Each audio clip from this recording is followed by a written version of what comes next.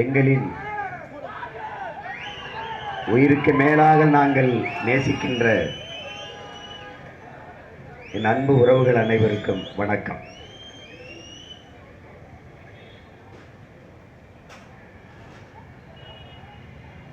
எத்தனையோ தேர்தல்களை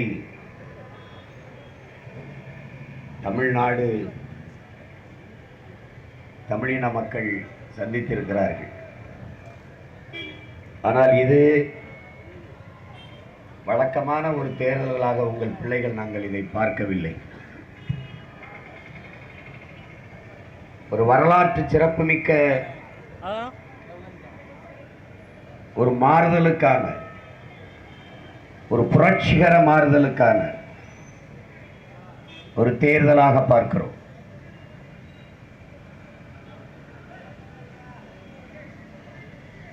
ஊழல், லஞ்சம், கொலை கொள்ளை, பசி பஞ்சம், அடக்குமுறை ஒடுக்குமுறை, மதுமத போதை, சாதிய இழிவுகள், தீண்டாமை, பெண்ணிய அடிமைத்தனம், பாலியல் வன்கொடுமை,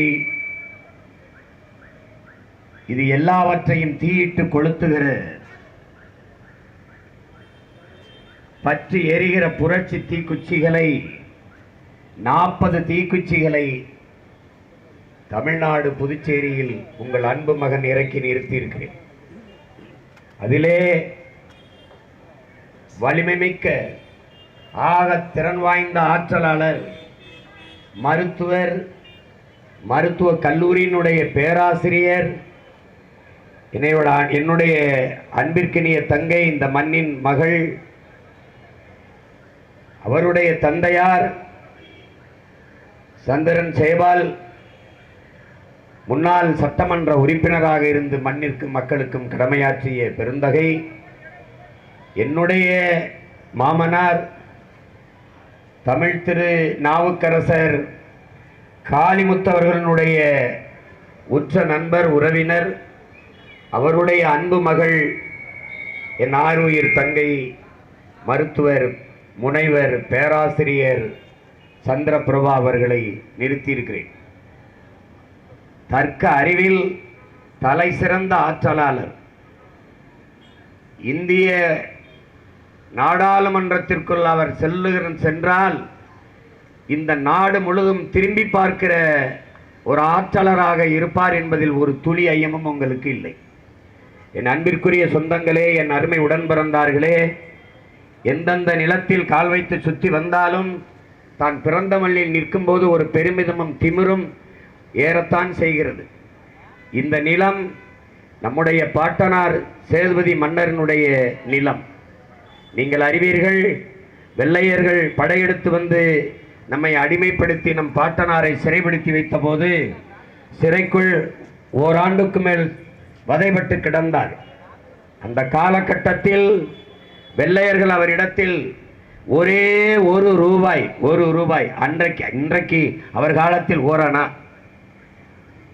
ஓரணா நீ கப்பம் கட்டு, ஓரணா கப்பம் கட்டு, உன்னை நான் விடுதலை செய்கிறேன் என்று சொன்னதற்கு, அந்த ஓரணாவை கூட நான் கப்பம் கட்ட முடியாது, என் வாழ்நாள் முழுமைக்கும் சாகும் வரைக்கும் நான் சிறையில் இருந்து செத்தாலும் சாவனே ஒழிய உனக்கு நான் கப்பம் கட்ட முடியாது என்று மறுத்த மாபெரும் வீர மறவனின் பேரனும் பேத்திகளும் நாம் என்பதை நீங்கள் மனதில் வைத்துக் கொள்ள வேண்டும்.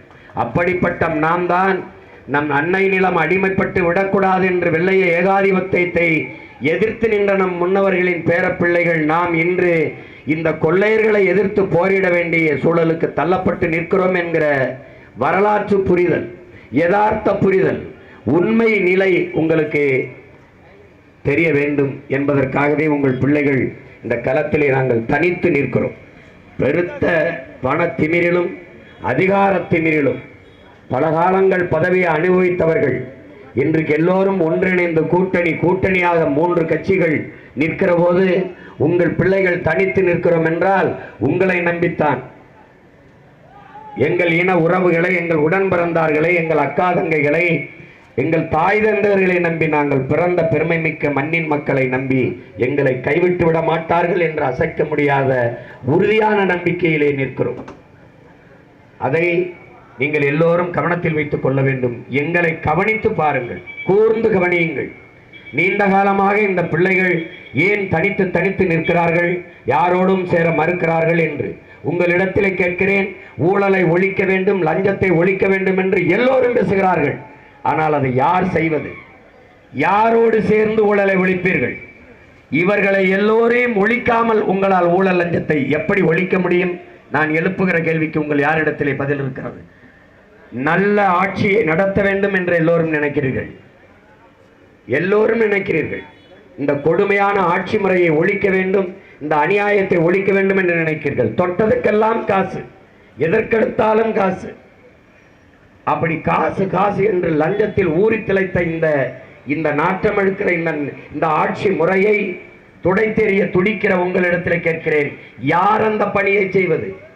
சாக்கடைதான், அரசியல் ஒரு சாக்கடைதான். ஆனால் அதை மூழ்கி சுத்தம் செய்பவன் யார் என்கிற கேள்வியை நீங்கள் எல்லோரும் எழுப்பி பார்க்க வேண்டும். என் அன்பிற்குரிய சொந்தங்களே, சுத்தம் சுகம் தரும் என்று எல்லா சுவற்றிலும் எழுதி வைக்கப்பட்டிருக்கும், நீங்கள் படிப்பீர்கள். அதை எழுதி வைத்தவன் யார்?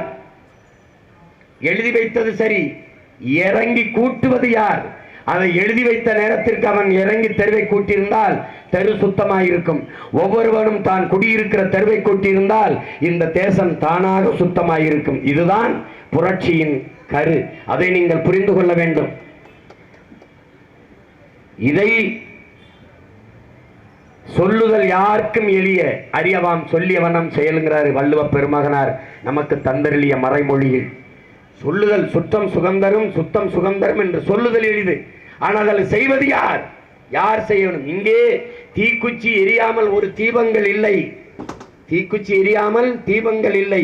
யார் தீக்குச்சி? உங்கள் பிள்ளைகள். நாங்கள் எல்லோரும் நாம் தமிழர் கட்சி பிள்ளைகள் ஒவ்வொருவரும் பல லட்சக்கணக்கான தீக்குச்சிகள் இந்த நிலத்திலே இருக்கிறோம். ஒற்றை மகனாக இந்த மண்ணிலே இருந்து கிளம்பி போன எளிய மகன் சீமான் பற்ற வைத்த நெருப்பில் தமிழ்நாடு பற்றி எரிகிறது. ஒரு மகன், இவனெல்லாம் ஒரு ஆளா என்று நினைத்தவர்கள் இவன்தான் ஒரு ஆளு என்று பயப்படுகிறார்கள். என் சின்னத்தை பறிக்கிறாய், என் எண்ணத்தை என்ன செய்ய முடியும் என்று கருதித்தான் இந்த ஒளிவாங்கி சின்னத்திலே, மைக்கு சின்னத்திலே போட்டியிடுகிறேன். எந்த தளர்ச்சியுமின்றி, சோர்வுமின்றி, தள்ளாட்டமின்றி உயர்ந்த நோக்கத்தை கொண்டு வீரநடை போட்டு தாங்கள் பிறந்த மண்ணிலே, நாங்கள் தமிழக மண்ணிலே தெருக்கள் தெருக்களாக நின்று கத்திக்கொண்டு இருக்கிறோம் என்றால் சத்தியம் ஜெயிக்கும் என்பதால் தான். வீர துறவி விவேகானந்தர் எதற்காகவும் உண்மையை விட்டுக் கொடுக்காதே, நீ உண்மைக்காக எதையும் விட்டுக் கொடு, எதற்காகவும் உண்மையை விட்டுக் கொடுக்காதே என்கிறார். எதற்காகவும் உண்மையை விட்டுக் கொடுக்காத உண்மையின் பக்கத்தில் நிற்கிற பிள்ளைகள் நாங்கள். அழிவிற் சிறந்த பெருமக்களே, நீங்கள் நன்றாக கவனியுங்கள். எது வளம், எது வலிமை, எது நமக்கு தேவை, எது தேவையில்லை என்கிற புரிதலுக்கு நீங்கள் முதலில் வர வேண்டும். நம் மண் வறண்ட நிலமா? ராமநாதபுரம் பஞ்ச பிரதேசமா? நீங்கள் சொல்லுங்கள். பாண்டிய மன்னர்கள் படையெடுத்து வரும்போது, நம்முடைய சிற்றரசர்கள் படைக்கு உதவியாக போகிற போது பசியில் இருந்ததால் என்ன பிரச்சனை, உன் வீரர்கள் சோர்வாக இருக்கிறார்கள் என்று கேட்டு பாண்டிய மன்னர் எங்களுக்கு விளைச்சலுக்கு நீரில்லை என்று சொல்ல போது, அப்படியா இருங்கள் என்று ராஜசிங்க மங்கலத்திலே நாரை பறக்காத 48 குறிச்சி என்கிற அந்த கண்மாயை கட்டி கொடுத்த பெருந்தகை பாண்டிய மன்னர். என் அன்பிற்குரிய சொந்தங்களே, நீங்கள் நினைத்து பாருங்கள். எல்லா நதிகளும் கடலிலே கலக்கும், வைகை நதி மட்டும் கடலிலே கலக்காது. நம்ம கண்மாயில் கலந்து அந்த கண்மாய் நிறைந்து நாம் திறந்து விட்டால் தான் கடலில கலக்கும். இதுதான் வரலாறு. நாரை எவ்வளவு தூரத்தையும் பறந்து கிடக்கும். ஆனால் 48 குறிச்சிகளுக்கு, கிராமங்களுக்கு பரகி அந்த பாய்கிற பாசனத்தை கொண்ட பெரிய கம்மாய் ராமநாதபுரம் மாவட்டத்திலே மிகப்பெரிய கம்மாய். ஏன் தமிழ்நாட்டிலே மிகப்பெரிய கண்மாய் பாசனம் ஆர்எஸ் ராஜசிங்க மங்கலம், ஆர்எஸ் மங்கலம் என்கிற நம்முடைய கம்மாய். அந்த கம்மாய் இருக்கும்போது நமக்கு வறட்சி ஏன் வந்தது? எந்த சிற்றூர்களில், எந்த கிராமங்களில் கண்மாய் இல்லை?